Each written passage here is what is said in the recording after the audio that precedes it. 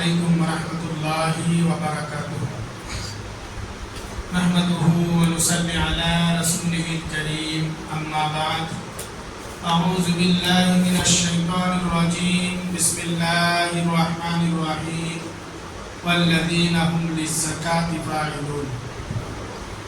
محترم سامعین، اس سے پہلے کی درس میں ذکر کیا گیا تھا کہ زکوٰۃ دینا اسلامی بھائی چارے کی شرائط میں سے ایک شرط ہے، اور ایک مسلمان دوسرے مسلمان کو زکوٰۃ دیتے ہوئے مدد کرتے ہیں، اور جو لوگ زکوٰۃ ادا کرتے ہیں اللہ تبارک و تعالیٰ ان پر رحم نازل فرماتا ہے۔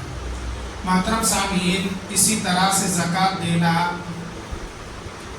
دینے والے لوگ جنت الفردوس کی وارث بنیں گے، جیسا کہ اللہ سبحانہ و تعالیٰ نے سورۃ المؤمنون میں جنت الفردوس کے وارث بننے والے لوگوں کی کچھ صفات، کچھ خوبیاں ذکر کیا ہے، اور ان میں سے ایک صفت یہ ہے کہ اللہ تبارک و تعالیٰ نے فرمایا والذین هم للزکاة فاعلون، اور جو لوگ زکوٰۃ ادا کرنے والے ہیں، یعنی جو لوگ زکوٰۃ بھی ادا کرتے ہیں تو وہی لوگ جو ہے جنت الفردوس کے وارث بنیں گے، یعنی جنت الفردوس میں داخل ہوں گے۔ اسی طرح سے بخاری و مسلم کی ایک حدیث ہے، حضرت ابو ایوب انصاری رضی اللہ تعالیٰ عنہ بیان فرماتے ہیں کہ ایک شخص رسول اللہ صلی اللہ علیہ وسلم کی خدمت میں حاضر ہوتے ہیں اور کہتے ہیں کہ اللہ کے رسول صلی اللہ علیہ وسلم، آپ مجھے ایسا عمل بتا دیجئے جس پر میں عمل کروں تو میں جنت میں چلا جاؤں۔ تو اللہ کے نبی صلی اللہ علیہ وسلم فرماتے ہیں تعبد اللہ ولا تشرکوا به شیئا وتقیموا الصلاة المکتوبہ وتؤتی الزکاة وتصل الرحم۔ اللہ کے نبی صلی اللہ علیہ وسلم فرماتے ہیں کہ تم صرف اور صرف اللہ تبارک و تعالیٰ ہی کی عبادت کرو، اس کے ساتھ کسی کو شریک مت ٹھہراؤ، اور فرض نماز پابندی کے ساتھ ادا کرتے رہو، اور زکوٰۃ دیتے رہو، اور صلہ رحمی کرتے رہو۔ محترم سامعین، جب ایک شخص نے رسول اللہ صلی اللہ علیہ وسلم سے دریافت کی، عرض کی کہ اللہ کے نبی صلی اللہ علیہ وسلم، آپ مجھے ایسا عمل بتا دیجئے جس پر میں عمل کروں تو میں جنت میں چلا جاؤں، تو آپ صلی اللہ علیہ وسلم نے فرمایا تم اللہ ہی کی عبادت کرو، اللہ کے ساتھ کسی کو شریک مت بنایا کرو، اور فرض نماز پابندی کے ساتھ ادا کیا کرو، اور اپنے مال کا زکوٰۃ دیتے رہو، اور صلہ رحمی کیا کرو۔ یہاں اللہ کے نبی صلی اللہ علیہ وسلم نے کئی عمل کرنے کا حکم فرمایا ہے، اور اس میں سے ایک عمل یہ ہے کہ تم اپنا مال کا زکوٰۃ دیتے رہو، یعنی زکوٰۃ دینے والے شخص بھی جنت میں داخل ہوگا۔ اسی طرح سے اللہ تبارک و تعالیٰ نے قرآن مجید میں سورۃ الروم میں فرمایا کہ اور تم لوگ سود دیتے ہو تاکہ لوگوں کے مال میں اضافہ ہو۔ اللہ تبارک و تعالیٰ کے ہاں وہ کبھی بھی بڑھے گا نہیں، بلکہ تم جو زکوٰۃ دیتے ہو اللہ کی خوشنودی کے خاطر وہ تمہیں بہت زیادہ، بہت گنا بڑھا چڑھا کر ملے گا۔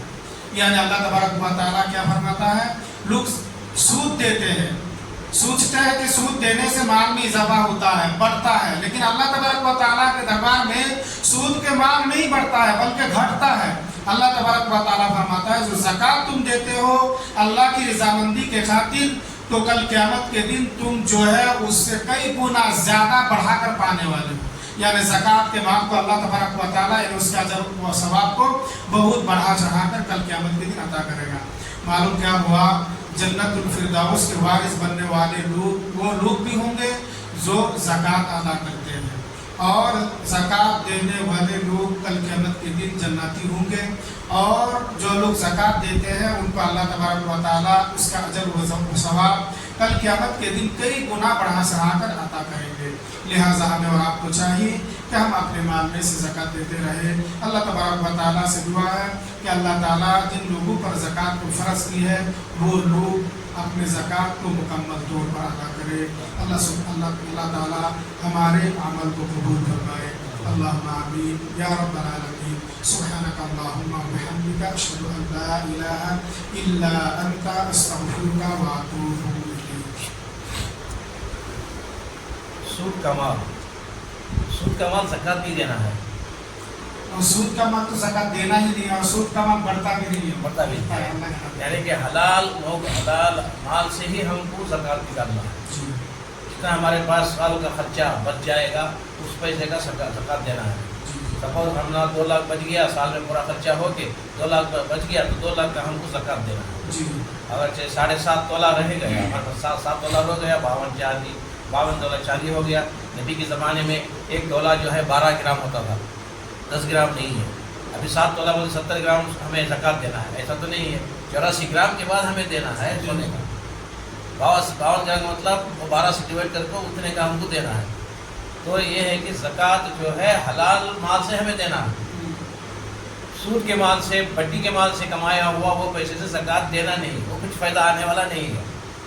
وہ زکات اللہ قبول بھی نہیں کرتا. اللہ نے کہا حلال کمائی سے زکات دینا، اور حلال کمائی اللہ تبارک و تعالیٰ قبول فرماتا ہے. حرام کمائی اللہ قبول نہیں کرتا، اور حرام کمائی سے زکات دینے سے کوئی فائدہ نہیں ہے. حلال کمائی سے زکات دینا، صدقہ و خیرات کرنا، اور حلالی اللہ قبول